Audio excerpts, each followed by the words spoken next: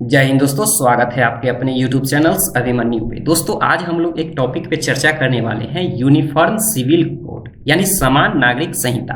अक्सर क्या होता है दोस्तों कि देश में यूनिफॉर्म सिविल कोड जो है वो चर्चा का मुद्दा बना रहता है। इसका उदाहरण आप जो मध्य प्रदेश में हाल ही के दिनों में नरेंद्र मोदी जी के द्वारा एक बयान दिया गया था रैली के दौरान समान नागरिक संहिता को लेकर, उन्होंने इसका उदाहरण इस तरह से समझाए थे कि अगर किसी क्षेत्र में किसी एक घर में दो सदस्य हैं, दोनों सदस्यों के लिए अगर अलग अलग कानून है तो ठीक अलग अलग कानून होने के कारण एक घर ठीक से नहीं चल पाएगा। ठीक उसी तरह अगर किसी देश के अंदर किसी देश के अंदर अलग अलग जाति धर्म समुदाय के लिए अगर अलग अलग कानून है तो एक देश ठीक से नहीं चल पाएगा। तो इसके लिए उन्होंने समान नागरिक संहिता को लागू करना, देश में लागू कराने के लिए इस विषय पे चर्चा किए थे। अगर हम बात करें तो सुप्रीम कोर्ट में भी इसके विरुद्ध में यानी कि यूसीसी यानी कि समान नागरिक संहिता पर कानून बनाने के लिए कितना बार यानी समय समय पर याचिका दायर किया गया है। सुप्रीम कोर्ट भी पहली बार इसमें सुझाव दिया था 1985 ईस्वी में कि समान नागरिक संहिता के लिए कोई कानून बनाया जाए। अगर हम बात करें तो अपने देश में एकमात्र राज्य गोवा है जहां 1961 ईस्वी से लागू हो रखा है, लेकिन इसके अलावा अभी तक कोई ऐसा राज्य नहीं है जहां समान नागरिक संहिता लागू है। अगर अपना हम संविधान की बात करें दोस्तों तो हमारे संविधान के भाग 4 में अनुच्छेद 44 के तहत समान नागरिक संहिता की चर्चा किया गया है। इसके तहत राज्यों को ये जिम्मेदारी दिया गया है कि वो समान नागरिक संहिता को क्या करे, लागू करे, लेकिन अभी तक देश में ये लागू नहीं हो पाया है। तो इसका कारण हम लोग जानेंगे कि क्यों नहीं लागू हुआ। उसके पहले हम लोग चर्चा करते हैं कि आखिर ये समान नागरिक संहिता यानी यूनिफॉर्म सिविल कोड होता क्या है। दरअसल दोस्तों किसी भी देश में यानी अपने हम भारत की बात करें तो भारत में दो तरह के कानून हैं। एक कानून को हम लोग कहते हैं क्रिमिनल लॉ और एक कानून को कहते हैं सिविल लॉ। यानी क्रिमिनल लॉ के तहत आप कौन कौन से मुद्दे को रख सकते हैं, जैसे चोरी हो गया, डकैती हो गया, लूट मारपीट हत्या जैसे अगर जघन्य अपराध हैं तो उसको हम लोग क्रिमिनल लॉ के तहत समझते हैं। वही अगर हम शादी विवाह हो गया, तलाक हो गया, गोद लेने का हो गया और इसके अलावा अगर हम संपत्ति का मामला है तो इस संपत्ति के मामले को हम लोग कहते हैं सिविल लॉ।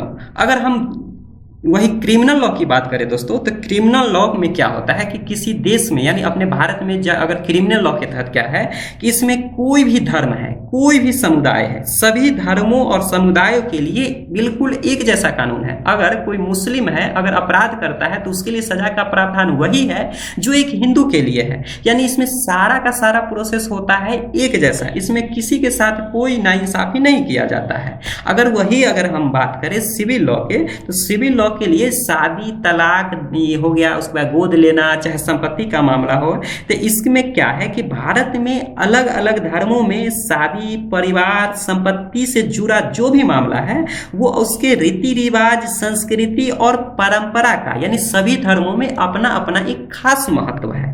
इसके लिए क्या होता है कि जो ये सब जो मुद्दा है इसके लिए सभी धर्म के लिए अलग अलग कानून बनाया गया है। अगर वही बात करें मुस्लिम के लिए तो मुस्लिम के लिए शरीयत का कानून होता है, और वही अगर हिंदू की बात करें तो हिंदू के लिए हिंदू मैरिज, अगर हिंदू में विवाह की बात करें तो हिंदू मैरिज एक्ट अलग प्रावधान है।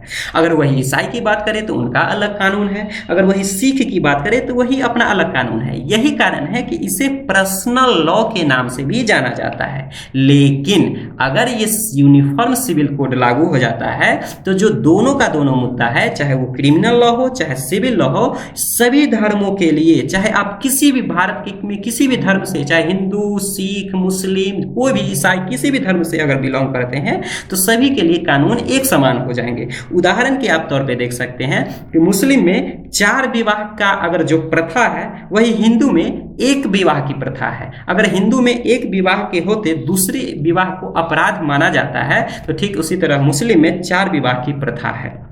अब आपके मन में सवाल आएगा कि सबसे ज्यादा प्रभावित तो इससे मुस्लिम है, लेकिन कुछ हिंदू भी हैं जो इनका विरोध कर रहे हैं। अब हम आपको कारण बताते हैं, मुख्य 4 कारण जो है कि इस लॉ के विरुद्ध में वो याचिका भी क्यों दायर करते हैं समय समय पर। तो सबसे पहला कारण है हिंदू अनडिवाइडेड फैमिली एक्ट, इसे शॉर्ट में HUF कहते हैं।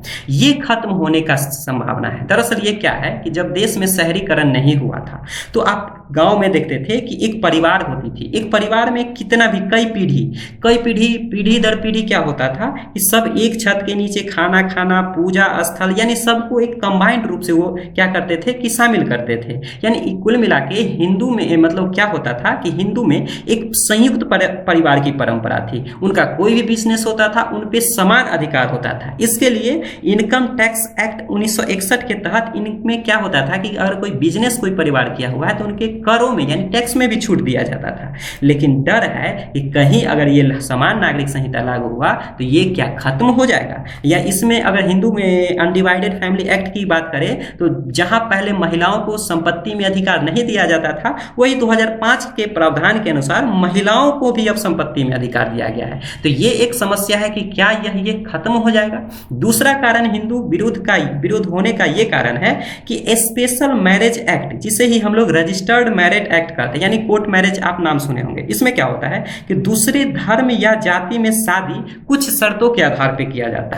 इसमें क्या होता है कि ये एक प्रकार का सिविल कॉन्ट्रैक्ट है, यानी इसमें कुछ शर्त के साथ ये शादी कराई जाती है। इसमें कोई आयोजन समारोह इत्यादि कोई भी ऐसी पारंपरिक चीज नहीं किया जाता है। तो क्या यह UCC यानी कि समान नागरिक संहिता लागू होगा तो क्या ये स्पेशल मैरिज एक्ट जो 1954 में आया था ये खत्म हो जाएगा, इस बात का डर है।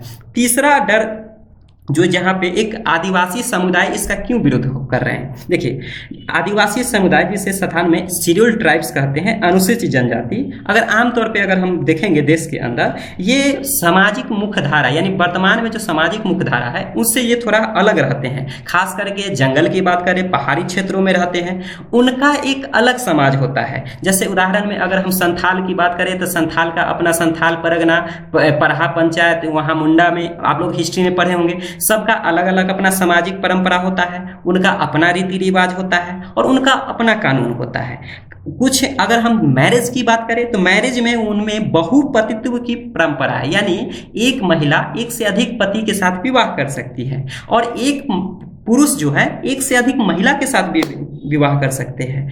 तो यूनिफॉर्म सिविल कोड आएगा तो क्या ये समाप्त हो जाएगा। इसलिए जो है आदिवासी समुदाय भी है 2016 में कोर्ट में इसके विरुद्ध पहुंचा था कि ये क्या होगा कि मेरा ये क्या होना चाहिए, UCC यानी यूनिफॉर्म सिविल कोड समाप्त होना चाहिए। देखिए सबसे ज्यादा अगर हम बात करें जनजाति समुदाय का तो पूर्वोत्तर क्षेत्र यानी असम, मेघालय, मणिपुर में ज्यादातर है, तो वहां भी ज्यादा यहाँ विरुद्ध होने की संभावना है। चौथा और अंतिम कारण आप देख सकते हैं कि देखिए दक्षिण भारत में एक परंपरा है, खास करके अगर हम तमिलनाडु की बात करें वहां पे क्या होता है कि रिश्तेदारों के बीच शादी की परंपरा है। जैसे आप लोग मुस्लिम समुदाय में देखते होंगे कि कजन से यानी कि कजन से अपनी चचेरी, ममेरी, फुफेरी से शादी करने का परंपरा है।